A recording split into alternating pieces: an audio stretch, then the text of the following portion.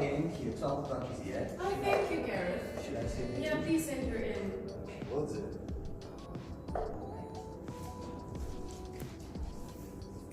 Hi. Hi. Oh, Zinhle from UCT, right? Yeah. Yes, I actually read through your appeal and yeah, I think you have the case, yeah.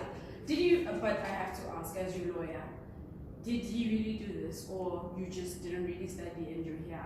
No, he really did. He really did, okay. And the copy of the contract, to be honest, when I saw this, did you even understand half of the words? Because personally, as an attorney, I didn't understand half of these words. I mean, I thought I did. Okay, but you have the case here because it does say that in any case that either one of you decides to have romantic feelings for each other, then there's a termination of the contract. And you saying you're failing because this is not. And then is this the assignment? Yeah, that's the assignment. Your counterpart got because this is your assignment. And I read through them, they're similar. So honestly, no, we have the case. I heard his attorney is Kyle Janse. He went to UCT, I went to UWC, but honestly, we will get him. We've got this, don't worry. See the money won't stay for you, getting all the peace of pie for your wife. Everybody wanna know how it feels. Everybody wanna see what it's like. My baby wanna be a queen. Well, alright, we all deserve to find the things in this life.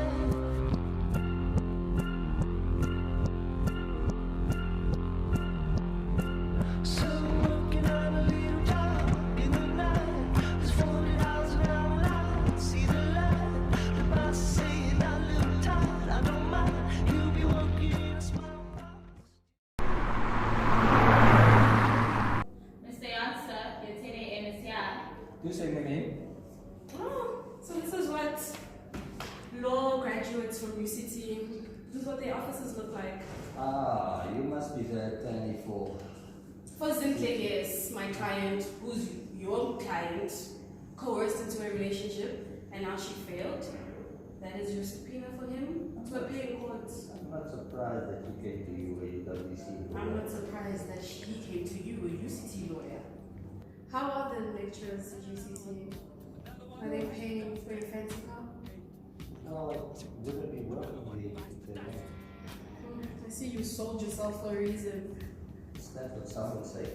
See you in court, Janse. Indeed.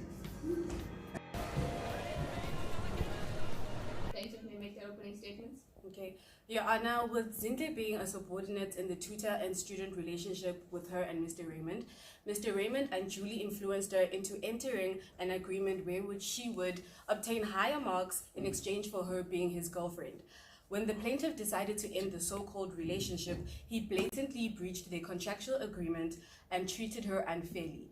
With so, he discriminated against her as a woman, showing prejudice by giving a male student 95% and her 23% on a group work assignment they did together, with no evidence whatsoever on the plaintiff not contributing to the work. So claiming for damages amounting to 8,300, 4,800 being for registration of the coming year, 3,500 for the module itself, as Zinhle did not qualify for the exam because the defendant purposely failed her, which was a clear and direct infringement of her constitutional right to equality in Section 9, subsection 1.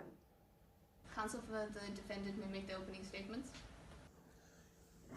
My lady, may it please the court. The accused Raymond is charged with number 1, breach of contract, number 2, infringing on Zinhle's right to equality as per Section 9 of the Section 9, subsection 1 of the Constitution, and number 3, damages relating to a failure to obtain due performance, thus rendering her unable to write the exams.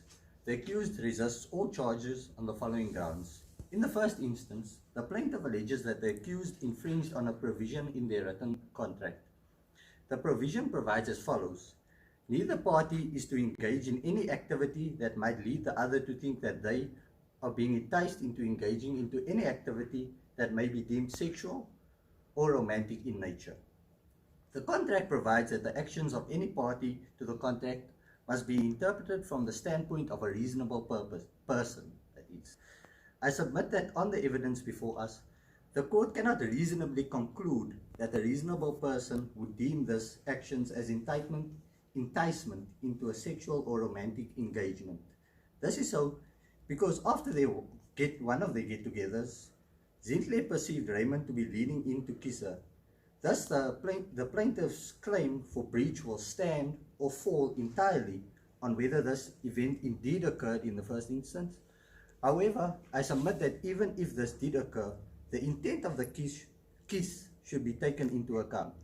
This is so because people kiss for a variety of different reasons, not just to indicate romance or sexual attractions. I further submit that the onus rests on the plaintiff to prove that the kiss was more given her assertion. Thank you. Your Honor, I'd like to call my first witness up to the stand. Please state your full name for the court. It's Ivy Liu. Ivy Leo. Okay, do you swear to tell the truth and nothing but the truth, so help you God? I do. Okay. Do you know the defendant? Yeah, I do. Was he your English tutor for 111 last year? Yes, he was. Was he your English tutor for 111 this year? Yes. Are you repeating English 111? Yes. Are you repeating English 111 because the defendant coerced you into a relationship with him, and when you no longer wanted to partake in the relationship, he began failing your work? Objection, Your Honor. Clearly leading the witness. Sustained? Okay, I'll rephrase. Do you feel like what happened to you is fair? Do you want that to happen to any other student? No. And is that why you spoke up? Yes. Would you like to tell the court what happened to you? Last year I was in his class and then he shows interest in me. In the beginning it was more friendship like, and then as the year progressed he started showing romantic feelings for me, and I felt, I don't know, he sometimes felt forceful, and he seemed like a nice guy, so I just went along with it. And then I was worried that there was thoughts in my mind that, you know, this could affect my marks and the student-teacher relationship we had, but he assured me that it wouldn't. But when our relationship ended, I don't know, my marks started dropping when I thought my standard didn't, and yeah, I don't know. No further questions, counsel rests. You are of course aware that tutors mark according to a rubric which is used to guide them, Yes? and that they may award any mark which they deem fair. Yeah? Further, you are also aware that tutors cannot mark unjustly, as this would cost them their job. Yeah. Objection! Then why are we here, counsel?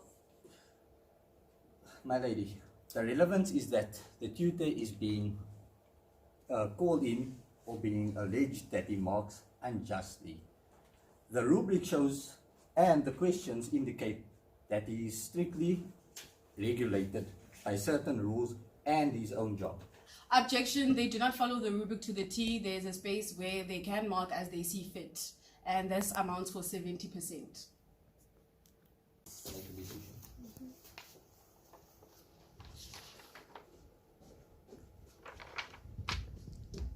Objection overruled. Counsel, continue your cross-examination. A tutor familiar with a tutor's work would thus be able to distinguish between one person's work and another, right? Yes? The relevance of this question is that the assignment was a group assignment, the case that we are dealing with, and the marks were not allocated equally. So therefore, when the tutor's Objection, marks, relevance. This is nothing to do with I'm getting to it. the witness's marks are not in question. I'm getting to it. Therefore, when we have an assignment where two people come together and they do the assignment, the two marks can be different. A group on a group assignment, that is. No further questions. Your Honor, I'd like to call my first witness to the stand.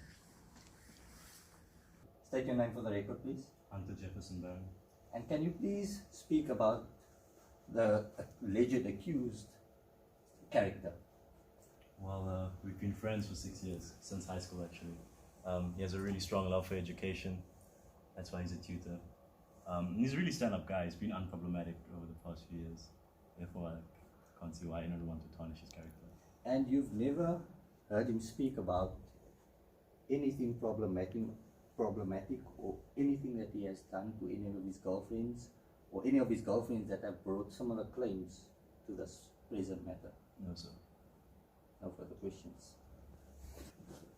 Hunter, right? How many years have you known the defendant again? 6 years. And in those years, how many people has the defendant dated? So about 3 or 4. 3 or 4? Are you sure? Yes. How many of those 3 or 4 were former students or currently students? None that I know of. None that you know of. Are you sure the defendant became a tutor for the love of education, but not for the love of vulnerable first years he could easily prey on? Objection, Your Honor. Leading the witness. Sustained. I'll His re- reward. Okay, I'll rephrase. Is Raymond your friend, the most professional tutor you know? Definitely. Raymond has always had desires of going further in grad school, doing his PhD. I know he wouldn't tarnish his name. Okay, so then what of the case of Ivy and what of the case of Zinhle, the reason we're here? What do you have to say about that? I don't know anything. Okay. How many people have you had feelings for? So, Objection, relevance. I am getting to relevance, counsel. Overruled. 5 or so. 5 or so. And how many of those people have you made sign a contract so that you don't fall for them? Objection, Your Honor. Relevance. The relevance being, Your Honor, that we're here because he made my client sign a contract so that they would not fall for each other. And in doing so, he breached the contract when she was unfairly marked and failed his subject. Your Honor, may I Is that interject? relevant enough for you? Because the contract is relating to a very specific set of circumstances. That is the reason for its drafting. Asking our witness over there why he hasn't drafted contracts for his girlfriend has no relevance on the specific set of circumstances we are dealing with presently. Is he not a character witness, Your Honor? So wouldn't he better explain why Raymond drew up the contract in the first place? Again, it's for a specific set of circumstances. I would like to review this contract. Is it safe to say that your friend and colleague Raymond was ridiculous in drawing up the contract in the first place, which led to the debacle of my client? I do not believe my opinion will be unbiased. No, but not also. No further questions.